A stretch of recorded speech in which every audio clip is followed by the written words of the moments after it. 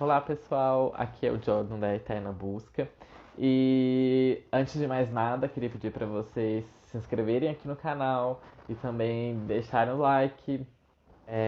No vídeo de hoje a gente vai falar sobre a fofoca. Você já pensou qual que é o papel que a fofoca desempenha realmente?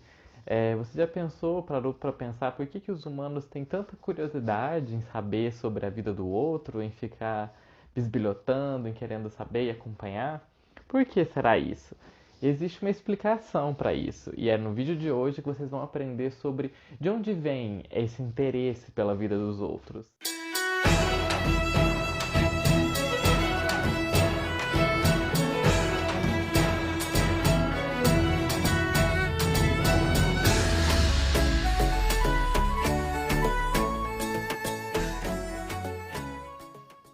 Então, pessoal, vamos começar o nosso vídeo. A gente vai entender um pouquinho sobre de onde vem, como se formam, na verdade, né, os comportamentos de sociabilidade das espécies. A gente tem que entender que as espécies sociais, elas têm sempre estão sempre formando grupos, né?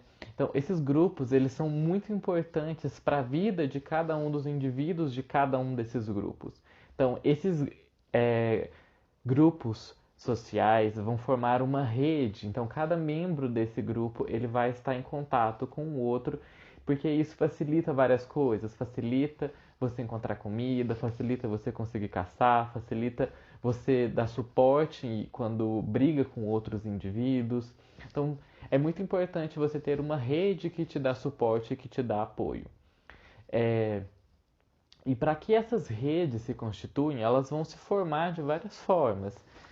Uma dessas formas é através de amizades, né? Essas amizades, a gente está pegando aqui todos os tipos de comportamentos possíveis, né? Tanto aqueles que são amigáveis, né? De você dos animais que encostam um no outro, que lambem um ao outro ou que cheiram, assim como aqueles comportamentos também agressivos, chamados de comportamentos agonísticos, né? Que são aqueles comportamentos que morde, que empurra, que bate. E também tem os comportamentos sexuais, né? Que é os comportamentos de cópula, né? É, de cheirar os órgãos sexuais e tudo mais. Então, essas três categorias de comportamento, elas definem como que esses grupos vão se relacionar entre si. Então, é, para tendo isso entendido, a gente parte para dois outros aspectos importantes para que a gente possa entender como é que esses grupos estão se formando. Para isso, a gente vai entender um pouquinho sobre a teoria do mercado biológico e também a teoria da cooperatividade. A teoria do mercado dos jogos, ela parte do princípio como o do mercado humano de negócios mesmo, em que é, essa teoria ela fala que existe sempre um indivíduo ou uma espécie que tem algo a oferecer e existe um indivíduo ou uma outra espécie que tem interesse na compra, em adquirir esse bem. Um exemplo clássico para isso é, por exemplo, a árvore e a formiga. Então, por exemplo, a árvore ela vai oferecer uma substância açucarada em troca da proteção da formiga. Então, a substância que ela tem para venda é aquela substância açucarada e a formiga pode escolher comprar ou não essa substância. E no caso das redes sociais, é, como que a gente pode aplicar isso? Se um indivíduo ele faz uma ação ajudando o outro indivíduo que estava brigando, por exemplo, então vamos pegar e nomear. O indivíduo A está brigando com o indivíduo B. E aí, assistindo essa disputa, o indivíduo C entra na disputa apoiando o indivíduo A. Essa formação de pares, né, que a gente está falando de uma coligação, né, podemos dizer assim, é, o indivíduo A ele está recebendo um apoio do indivíduo C. E esse apoio, o indivíduo A pode pagar para ele no futuro ou não. Então, o indivíduo B, para ele oferecer essa ação, né, esse negócio dele, que seria a ajuda num momento de crise, o indivíduo A pode aceitar esse auxílio também ou não. Mas como que isso vai se dar nas redes de animais? Quando a gente tem esse tipo de conflito, forma-se o que a gente chama de hierarquia. Então, as redes sociais, elas formam é, sistemas organizados, que existem a hierarquia, né? Principais dois tipos de hierarquia. Aquela hierarquia que é linear, que vem de cima para baixo, como se fosse uma pirâmide, e existe aquelas não lineares, em que não existe um indivíduo no topo e um indivíduo embaixo.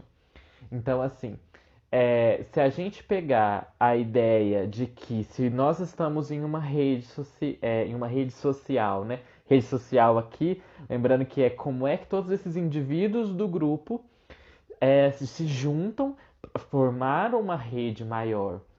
E essa rede de social destes indivíduos nós estamos chamando assim. Não é para pensar no Facebook ou no Instagram, né? Então,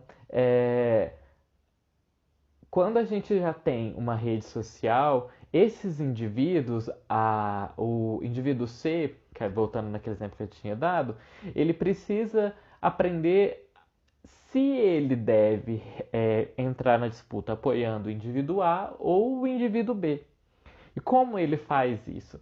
Ele faz isso observando e acompanhando todo como é que é a dinâmica dos dois indivíduos dentro do grupo.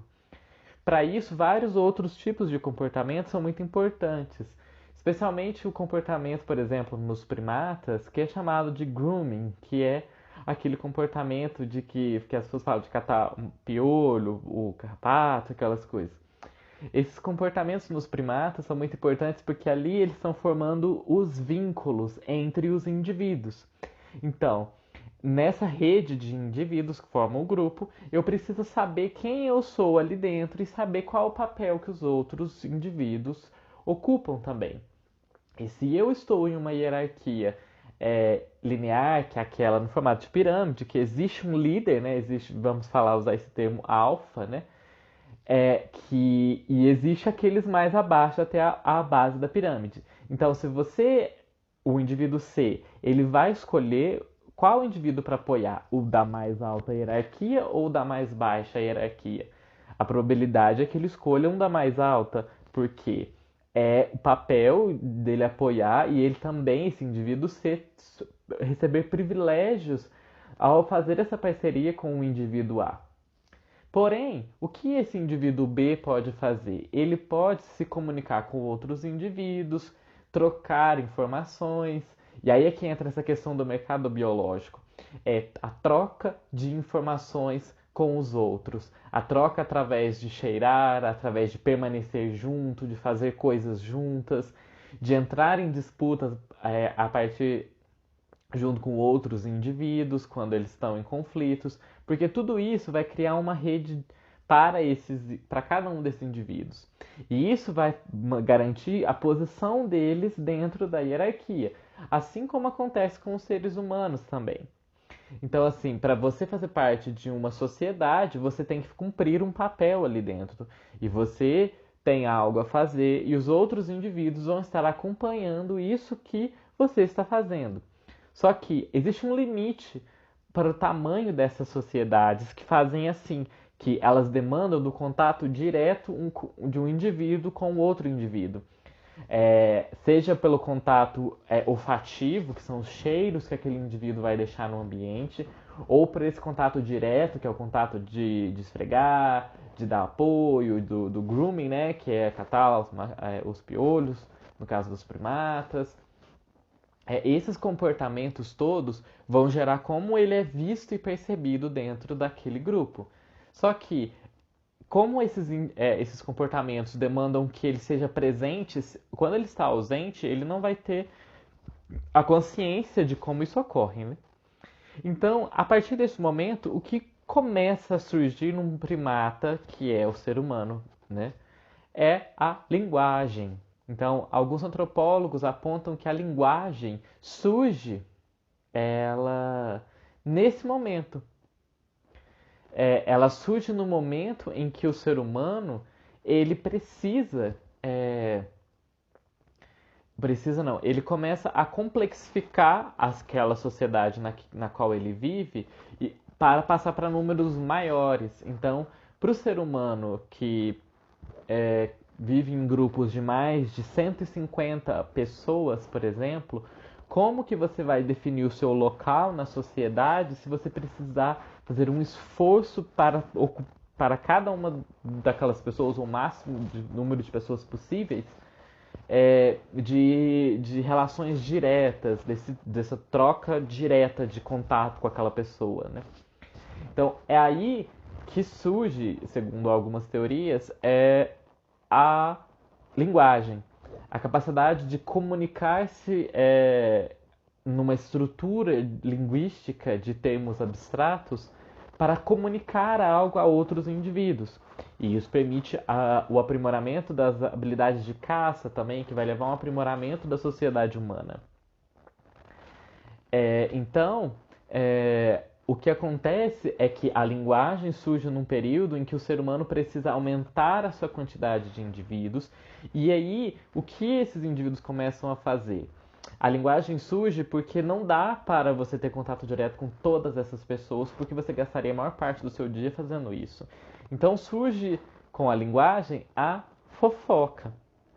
Então, a fofoca ela ocupa um papel central nas sociedades humanas, né? Por quê? Qual que é o papel que essa fofoca vai desempenhar? Ela vai ocupar o papel que esse grooming, essas outras relações diretas que a gente tinha, numa sociedade menor, numa sociedade maior. Porque nós podemos falar sobre aqueles indivíduos que não estavam presentes. Nós podemos nos comunicar e trazer as informações. A gente pode falar se aquele indivíduo realmente contribui para a sociedade ou não, se ele realmente está me apoiando ou não, se ele cumpre o papel que ele tem ou não. Então, a, a linguagem, a linguagem não, a fofoca, né? Ela vem justamente para ocupar esse papel, o papel de coesão social. A gente traz essa necessidade também de observar os outros, de observar especialmente aqueles que têm mais destaque, que seriam aqueles que estariam mais superiores a nós, porque esses indivíduos, essas pessoas que ocupam uma posição superior de alguma forma, com mais destaque, elas acabam centralizando as atenções nelas. Então, instintivamente, nós acabamos prestando mais atenção nessas pessoas, porque nós precisamos ter em mente que nós vamos ter uma contramedida, né? A gente vai ter a nossa reação com base nas informações que essa pessoa está nos transmitindo. Então, a gente, o ser humano, assim como outras espécies sociáveis, ela presta muita atenção nos indivíduos mais centrais daquele grupo. Porque esses indivíduos eles vão ditar como funciona aquela rede social na qual eles estão inseridos. E daí que as fofocas vêm justamente para isso também, para nos atualizar de como que está essa rede, como ela funciona, como nós vamos nos integrar ali. Então, é por isso que é muito difícil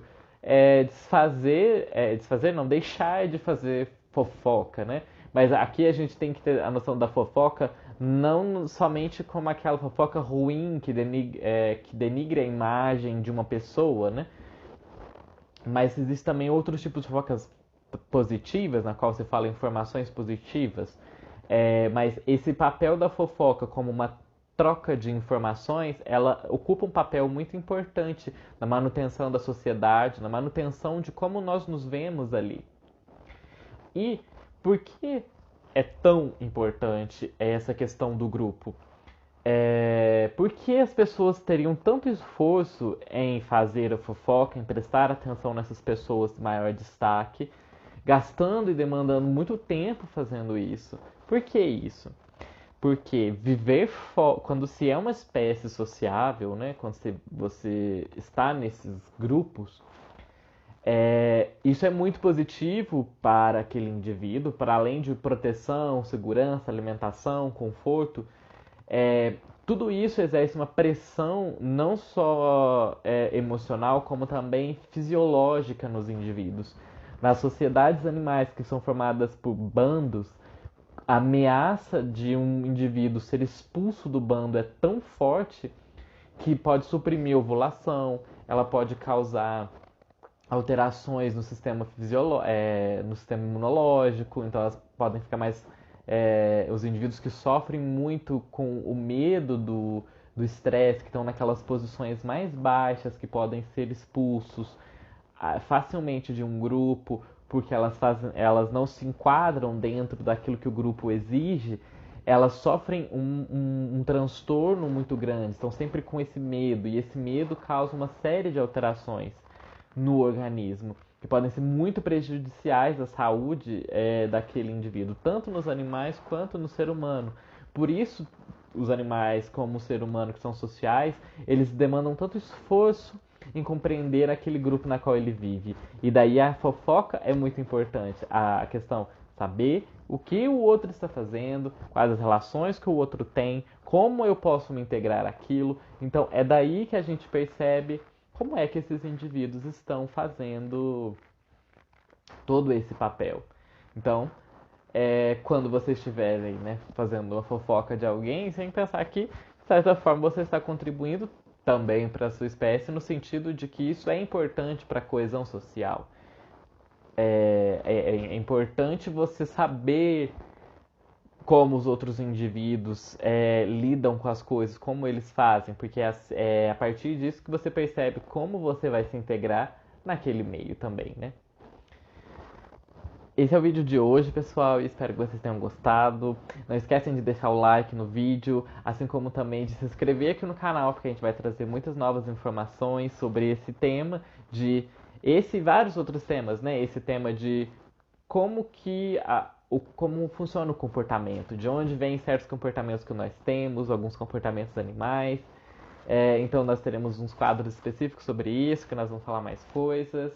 É, e é isso, pessoal. Espero vocês no próximo vídeo.